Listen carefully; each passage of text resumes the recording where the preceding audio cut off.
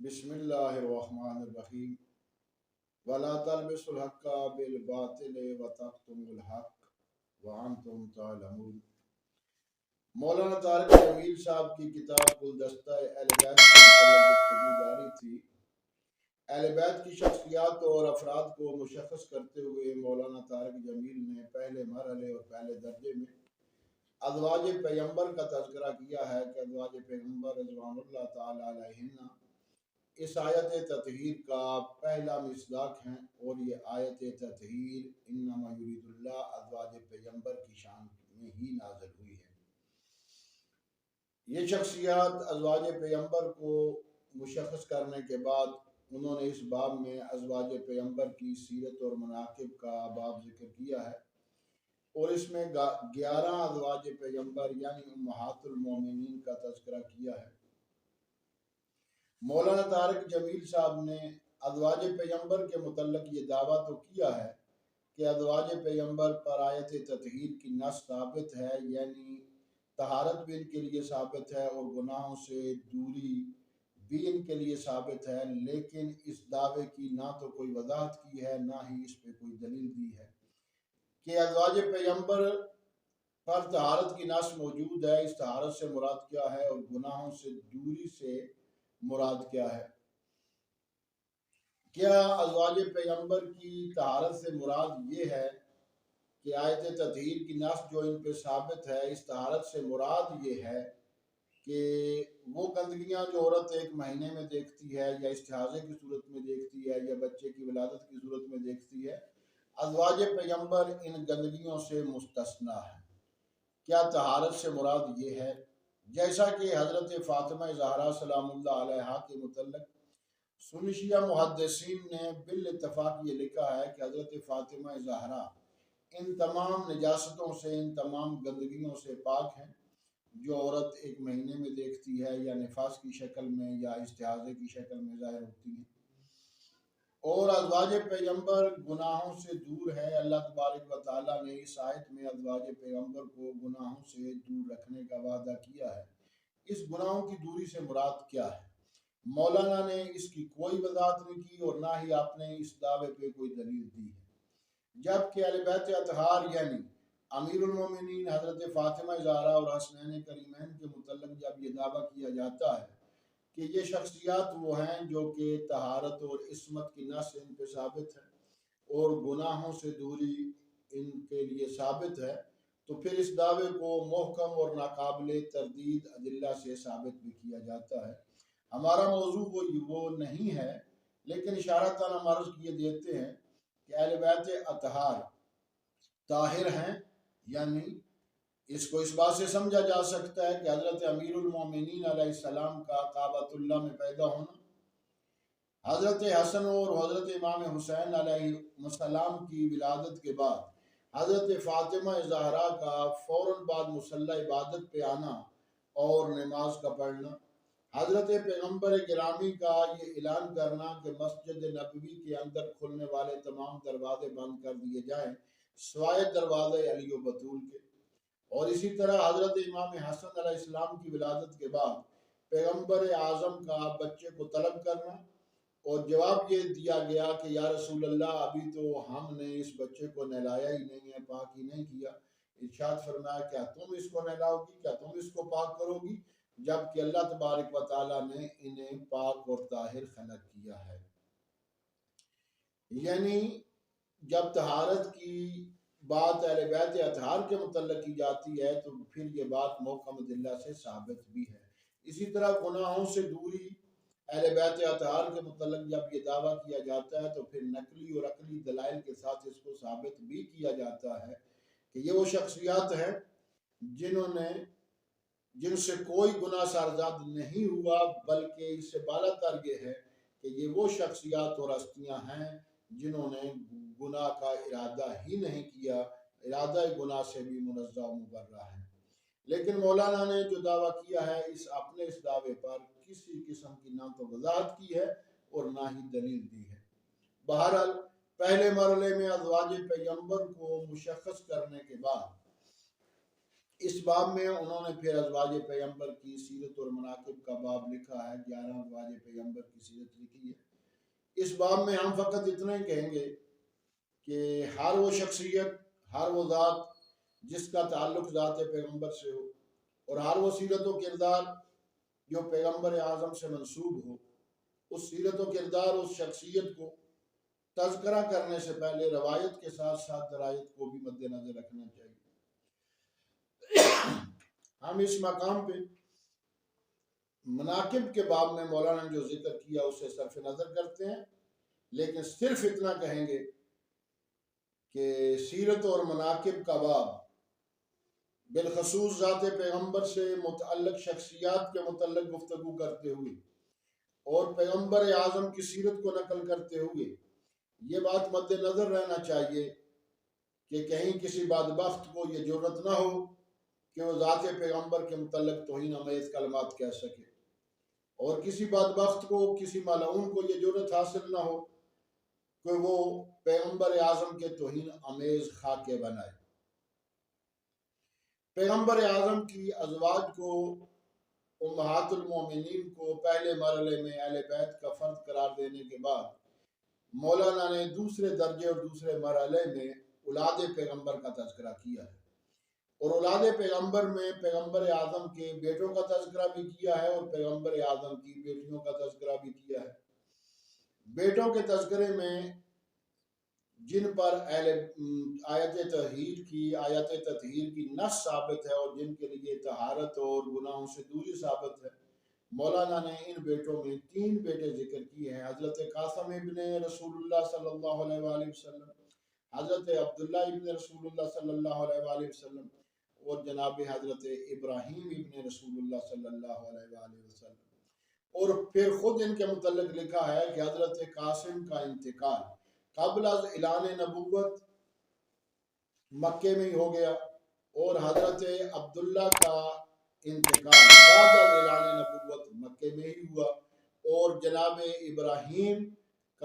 کی ولادت 8 ہجری کو ہوئی اور ان کا انتقال جو ہے وہ 10 ہجری کو ہوا۔ یہ بھی ذہن نشین رہے کہ یہ آیت تطہیر کا واقعہ، یعنی چادر میں پیغمبر اعظم کا کچھ شخصیات کو لینا، علی و بطول و حسنین کریمین کو چادر میں لینا، اور پھر جو ہے وہ آیت تطہیر کا جو واقعہ ہوا ہے، یہ واقعہ مباحلہ سے پہلے کا واقعہ ہے، اور مباحلہ 9 ہجری کو وہ واقع ہوا ہے۔ مباحلے کے واقعے کا تعلق 9 ہجری سے ہے۔ اب آپ خود اندازہ فرما لیجئے گا کہ آیت تطہیر کی نص اور طہارت و عصمت آیت تطہیر کے ذریعے سے مولانا کن شخصیات کے لیے ثابت کر رہے ہیں۔ پیغمبر اعظم کے بیٹوں کا تذکرہ کرنے کے بعد آیت تطہیر کا مصداق اور آیت تطہیر کے ذریعے سے جن پر طہارت ثابت ہے، جن کے لیے گناہوں سے دوری ثابت ہے، تیسرے درجے میں مولانا نے پیغمبر اعظم کی بیٹیوں کا تذکرہ کیا ہے، اور ان بیٹیوں میں حضرت زینب، حضرت ام کلثوم، حضرت رقیہ اور حضرت فاطمہ زہرا سلام اللہ علیہن کا تذکرہ کیا ہے۔ اس باب میں بھی مولانا نے حالت کو، یابس کو، خشک و تر کو بغیر کسی تحقیق تدقیق کے جو ہے وہ ذکر کیا ہے۔ بہرحال ہم اس مسئلے میں بھی کوئی زیادہ گفتگو نہیں کرنا چاہتے، صرف اتنا عرض کرنا چاہتے ہیں کہ اہل بیت کی وہ شخصیات جن پر آیت تطہیر کی نص ثابت ہے، وہ مولانا میں کون سی شخصیات ذکر کر رہے ہیں، ان کی فہرست ضرور دیکھیے گا۔ پیغمبر اعظم کی بیٹیوں کا تذکرہ کرنے کے بعد پھر حضرت فاطمہ زہرا کی اولاد کا تذکرہ کیا ہے۔ حضرت فاطمہ زہرا کی اولاد میں مولانا نے 3 بیٹوں کا تذکرہ کیا اور 2 بیٹیوں کا تذکرہ کیا ہے جن پہ آیت تطہیر کی نص ثابت ہے، یعنی وہ اہل بیت کا فرد ہیں۔ بیٹوں میں حضرت حسن،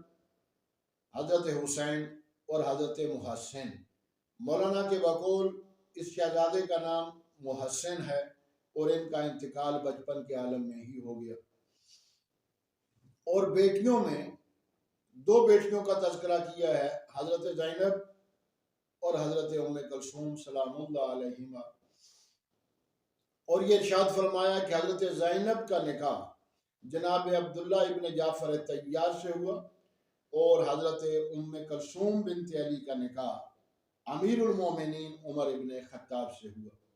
اس کے بعد تعریف فرماتے ہیں کہ پیغمبر اعظم کے انتقال کے بعد حضرت فاطمہ زہرا سلام اللہ علیہ زیادہ غمگین رہتی تھی،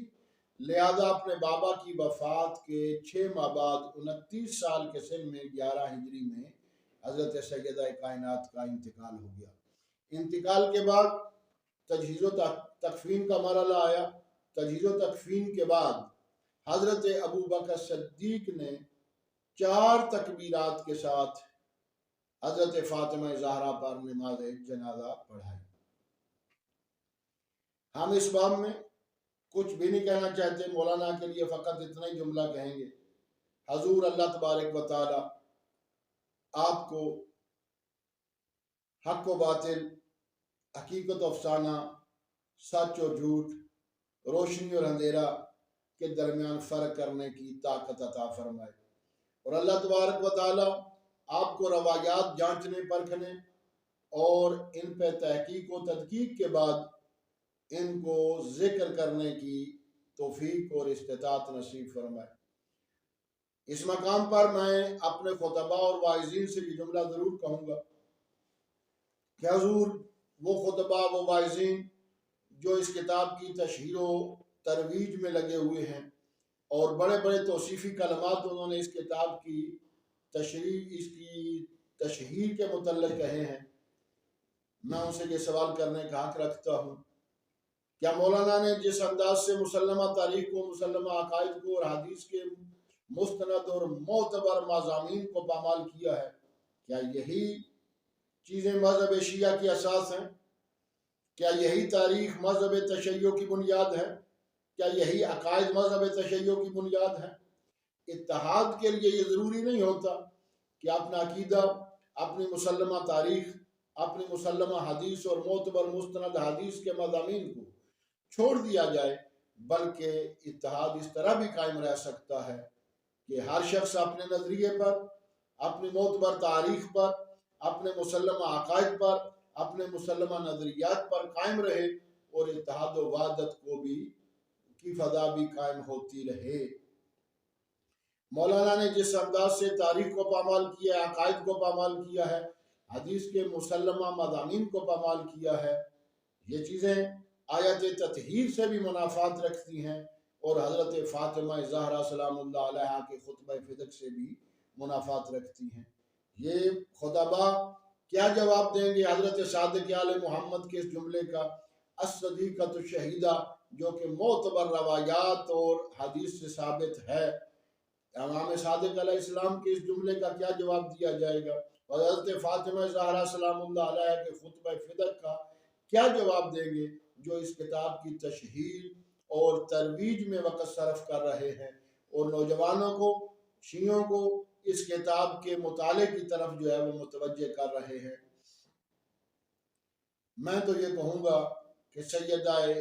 کائنات کا خطبہ فدق اور کربلا سے اٹھنے والی آواز، یہ دونوں آوازیں آج ہر حریت پسند کو، صاحب شعور کو صدا دے رہی ہیں۔ کربلا سے اٹھنے والا استغاثہ اور وہ انقلابی آواز، حال من ناصر ینصرنا، آج بھی ہر حریت پسند کو اپنی طرف متوجہ کر رہی ہے، اور حضرت فاطمہ زہرا سلام اللہ علیہ کا خطبہ فدق اور خطبہ فدق کا وہ استغاثہ اور وہ انقلابی آواز، وہ تاریخ ساز آواز آج بھی ہر صاحب شعور کو یہ پکار رہی ہے اور یہ صدا دے رہی ہے کہ لا اقول ما اقول غلطا ولا افعل ما افعل شططا۔ پیغمبر کی بیٹی فاطمہ نے نہ کبھی غلط بات کی ہے اور نہ کبھی کوئی غلط قدم اٹھایا ہے۔ یہ خطبہ فدق کے مضامین اس کتاب میں نقل ہونے والی مضامین سے منافات رکھتے ہیں۔ سوچئے گا کہ ہم اہل بیت کسے سمجھتے ہیں اور مولانا یہ تاریخ اور حدیث کے کیا مضامین ذکر کر رہے ہیں۔ وما علینا